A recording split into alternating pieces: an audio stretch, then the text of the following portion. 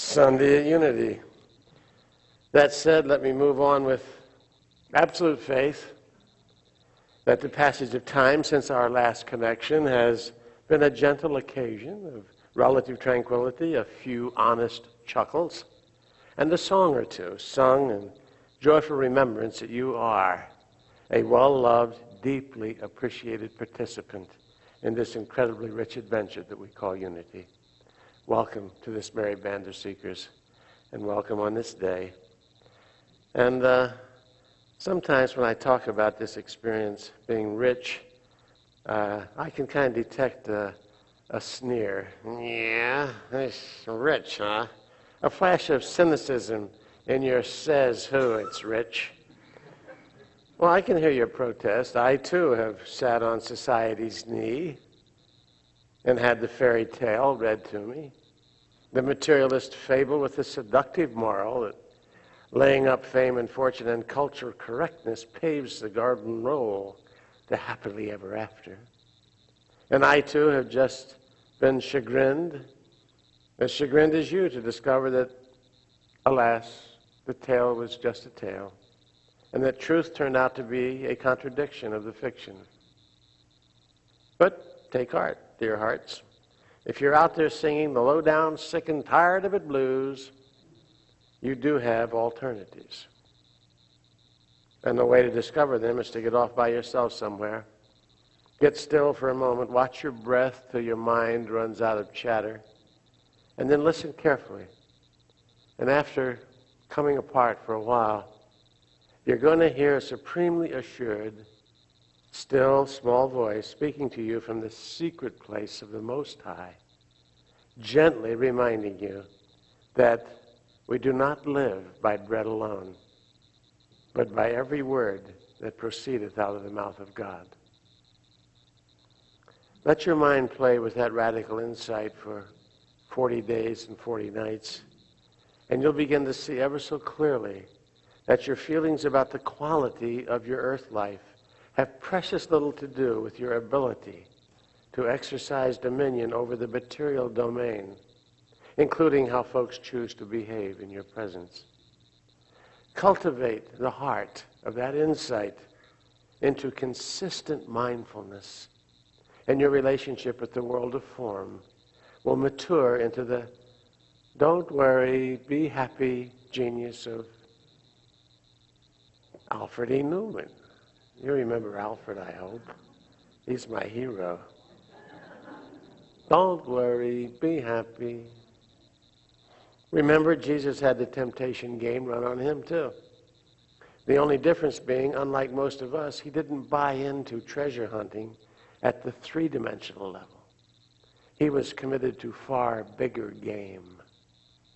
He was intent on cornering a market all right, but he dealt in the awakened commerce of love and peace and joy and contentment, leaving the rat race for bucks and power and being right to the less insightful.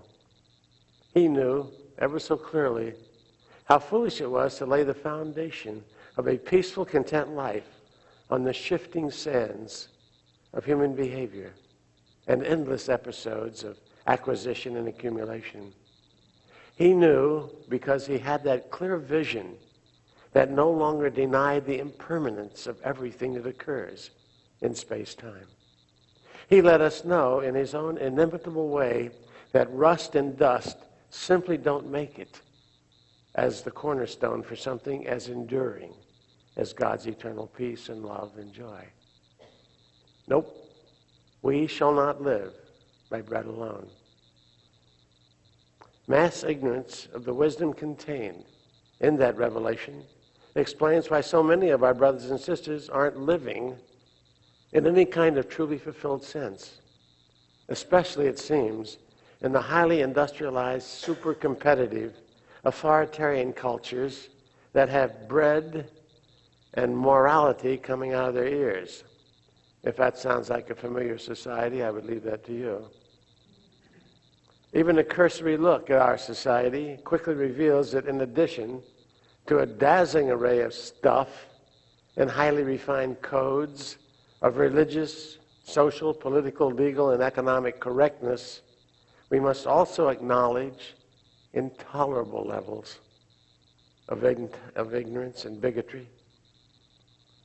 Cruel bigotry justified by a child's skin color or ethnic origin or religion or gender or sexual orientation or economic class or political persuasion, ad infinitum, ad nauseum. A tragic ignorance of lethal indifference it is that makes it tough for anybody to taste the sweet nectar of God's cup of existence. It's a rare event indeed to encounter a being who is not living a life of quiet desperation, hauling around a heart playing out its drama in a theater of unfulfilled longing. Billions of God's children dealing with hearts full of fear and hostility and disappointment, seeking refuge from their despair in distractions like alcohol and Prozac and cocaine and pot and meth and caffeine and nicotine and work and sex and TV, and yes, golf too. And excursions into the outback of the local mall for a day of hunting and gathering. And all of it efficiently accounted for in the medical calculus. Today's healthcare community is quietly going nuts. In spite of a diagnostic and therapeutic armory that staggers the imagination, not to mention demolishing our pocketbooks, they aren't even close to keeping up with epidemic levels of emotional illness and chronic degenerative psychosomatic diseases that are the inevitable human byproduct of social value systems that insist on confusing high levels of consumption and being right with high standards of living. Could it be an unconscious, intuitive recognition of the foolishness of that mentality that instructed the economic mind to label the national product gross?